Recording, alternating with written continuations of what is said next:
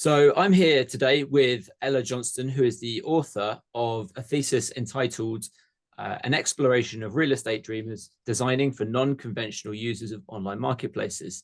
Ella, thanks very much for taking the time to talk to us today. No problem at all.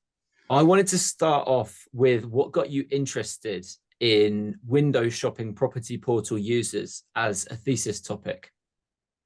Yeah, I mean, it's quite a sort of a niche one in some ways, but so it started with me deciding I wanted to work together with Hemnet, the leading property portal in Sweden, and then just sort of brainstorming around, so what kind of users are there? I wanted to do something in the user research space, and like what users do they have? Is there any group that is sort of under researched from my opinion, my view? And also just like discussing with Hemnet as well about how they see their users and which parts they've been focusing on. And we sort of landed in that this was an area where there was potential and there could be improvements made. Okay, I personally think it's a fascinating thing to look at. I've written about it a little bit, these window shoppers in real estate portals, especially since the pandemic. Has the subject been looked at before in other academic discourse or in other industries, or is it quite underserved? I would definitely say it's quite underserved. The research that I found, I mean, you always do a sort of pre-study when you do this kind of thesis, and the work that I found was focused in other areas. Like it would be focused more on, like, in general, it wouldn't look at a specific portal or it wouldn't go into depth. And most of the stuff I found never to actually talk to users. So there would be like a lot of guessing going on, or more from the business side of it. And like actually talking to users, I didn't actually find a single research that was doing exactly that. And my guess is that a lot of work might be done in this area, but not in the academic side. Like it could be done within a company and not published anywhere because, keeping your secrets close, kind of. Yeah. Yeah, I suspect you're right. I suspect you're right.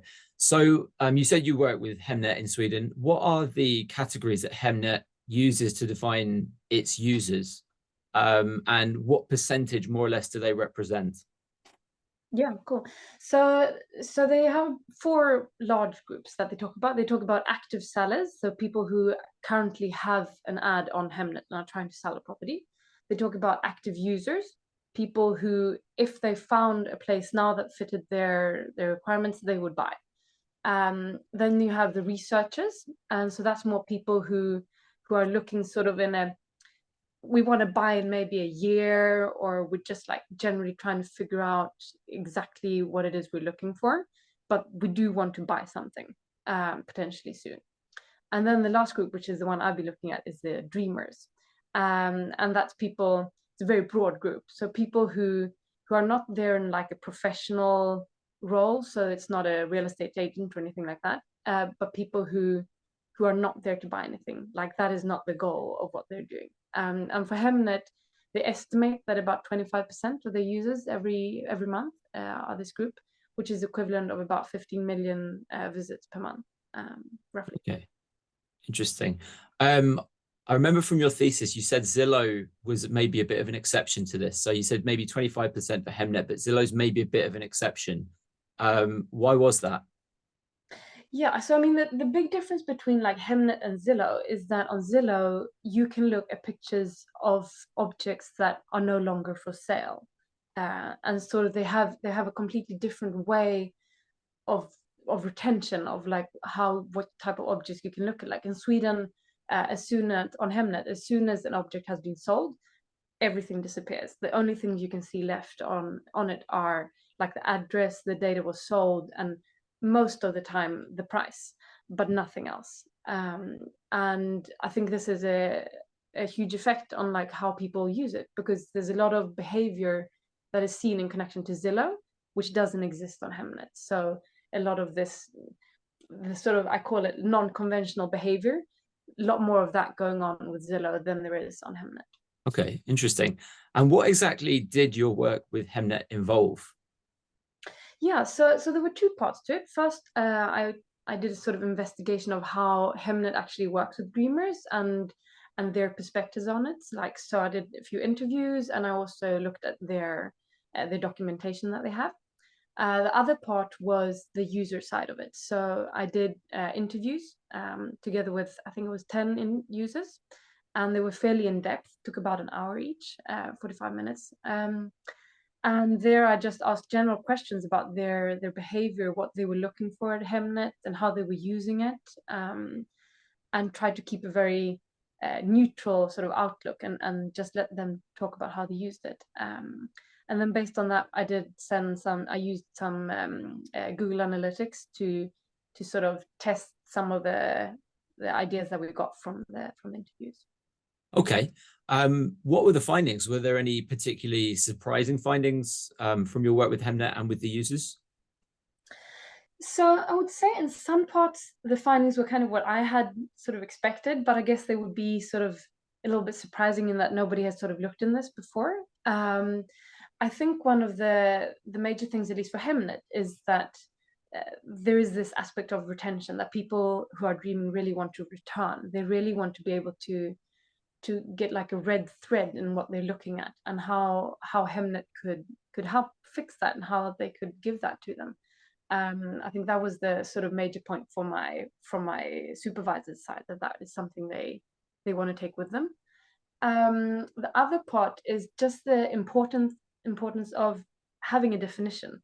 So Hemnet doesn't have a clear like strategic definition of dreamers. They talk about the user group like on the sort of product level, but when I spoke to a person in the board, in the leading sort of section, then they didn't have a specific definition of dreamers, and this meant that they weren't actually they weren't involved in the sort of strategic direction. The dreamers weren't something that Hemnet was working towards. It was more something that just sort of existed. They knew that they had them, they knew that they were there, but they weren't discussing it on a higher level. Okay, interesting. Yeah.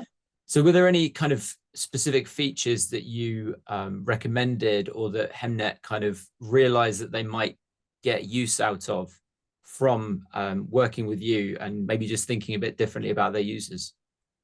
Yeah, I think keeping pictures. So like how Zillow does it with keeping pictures, and maybe not having to keep all the pictures. Like this was one of my findings, that dreamers, I mean, like on the Swedish ads, there are often like 50, 60 pictures for each object, and dreamers weren't interested in having all of the pictures, but having like a range of pictures to sort of get the feel of the place, and to get a picture of like one picture of the kitchen, one picture of the living room.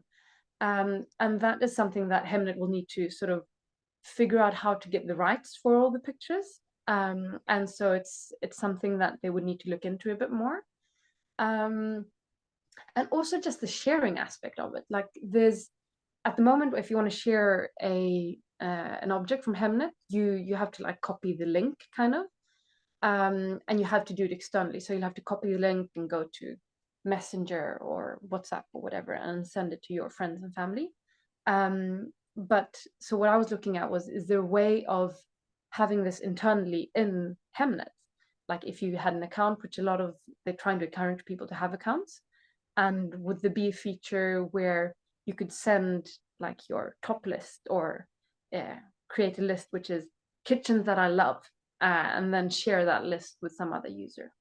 Yeah, I think that's something that a lot of portals would love to be able to do, certainly. Okay, what about kind of recommendations for, not necessarily for kind of product managers, but for management in general, of how to think about these window shoppers, these dreamers? Was there anything that you kind of recommended from the thesis? Yeah, so the first point was the thing with the definition, like include dreamers in your strategic direction, even if you decide not to focus on them, which is natural because it's not the like primary user group. Even if you decide that, like have a direction, like have some kind of idea how you want to work with these people, because I mean 25% is quite a large group of all your total users. So that was like the first thing. And then also to make sure that you're not designing with only one user group in mind when you design things, because one of my findings was also that people move very fluidly between the different types of behaviors. So people will be actively trying to buy something or actively trying to sell something, and then 2 clicks later, they're into their dreaming behavior. And so making sure that you design features and functions and functionality that is usable by different groups, I think is really key. And I think a lot of portals are already doing this. But I think just keeping that in mind, and also it sort of combines with that, is that when you do user research, include a few dreamers. So if you're like testing something, make sure that you actually bring in people who are only dreaming and chat to them about the product or the new setup that you want to test, kind of. Okay, Ella, it's a really fascinating topic. I'm sure there's a lot of people that will see this interview and have a think about how they do things, for sure. I'll put a link to the thesis in the article. Thanks so much for talking to us, and best of luck. Thank you very much.